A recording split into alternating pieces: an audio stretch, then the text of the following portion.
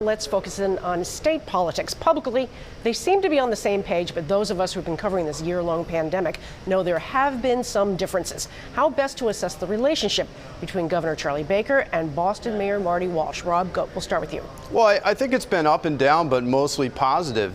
They're both adults.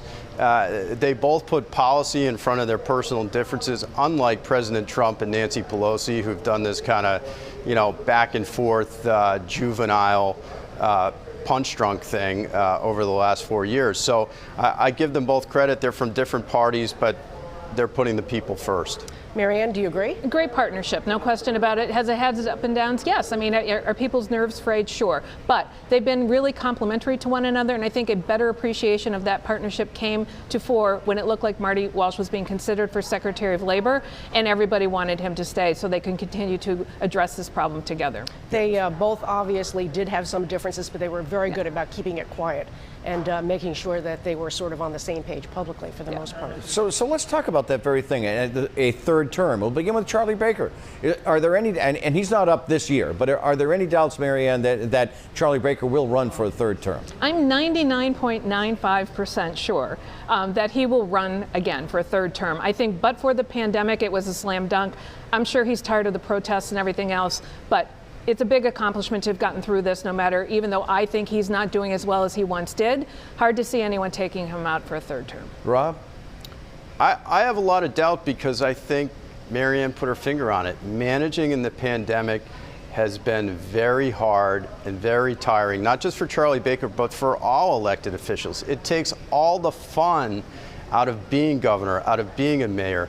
You're not doing ribbon cuttings, you're not traveling, you're not going to conferences, you're not glad handing. You can't do any of that. All you can do is manage, and you're managing 80 or 90 hours a week to try and keep ahead of this pandemic. So we'll see what he wants to do. I think a lot of voters would like him to run again. But after all the bad, don't you want to be there and come back and do the good? I mean, that's what we're encouraging everybody to do every day. So they're entitled to their victory lap. Yeah, I mean, that's the other side of the coin, and he may well see it that way. He'd also like to help his lieutenant governor potentially become governor in her own right, so I think that political calculation will enter into his decision. But up first in this year is Marty Walsh. Any doubts that he'll run for his third term here? Rob, start with you. Well, it depends. Does the phone ring from Joe Biden? I think a lot of it comes down to that. I think if asked by the president, he'd be inclined to do something to help out the new administration if it was the right position. But I would say I'm 99% sure, just like Marianne was on Charlie Baker, that he will run again. Is Rob right about that, Marianne? I'm 100% sure he's going to run again. I mean, I think it's hard for governors and mayors to leave anywhere right now because of the pandemic. And the fact is, Marty's a very loyal guy, and I think everyone's good. Yes, he flirted with it. Yes, he had a lot of support, but I'm sure he's going to run for re-election. So to that point, what are the road signs that you're looking for going into the mayoral race this year?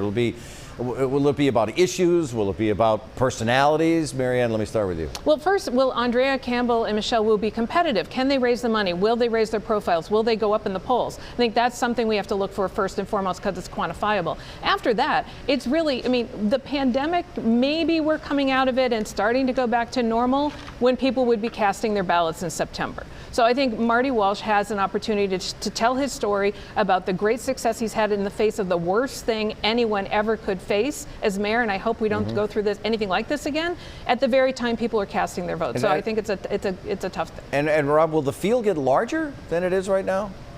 I doubt it. At least not with any significant candidates. Listen, money is the gas in the tank of politics. And Marty Walsh's tank is overflowing with premium gas.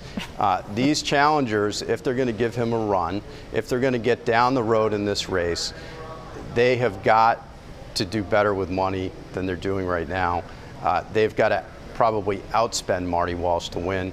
It doesn't look like that's going to happen. Let's take a broader look at the situation here in Massachusetts. The numbers are in. 3/4 of the state legislature faced no opposition in November's election, a lot like previous years. But they still managed to spend over $3 million. How does this make any sense to voters, Marianne? Well, I'm not sure it makes sense to voters, and I haven't gone through the OCPF filings personally. However, there's plenty of money you spend year-round because politics, including being a state rep or state senator, is a year-round, 7-day-a-week enterprise now. It didn't used to be that way. And I do think a lot of them actually spent money on charitable goods and other, food, things like that, resources for people, constituents in their districts who are out of luck, helping charities and others. So I think that's probably the answer there, but politics is a very expensive enterprise that not like when I first got into it. Do you agree with Marianne that it's justified, Rob? Yeah, I don't knock them for spending money either. And the fact is that there were some competitive races, and that contributes, including Democratic primaries, which usually are what, the Democratic primary is really the election day in a lot of the districts in the state. And a lot of these older state reps had progressive challengers and had to fight them off, some successfully, some unsuccessfully, and that ramps up the spending.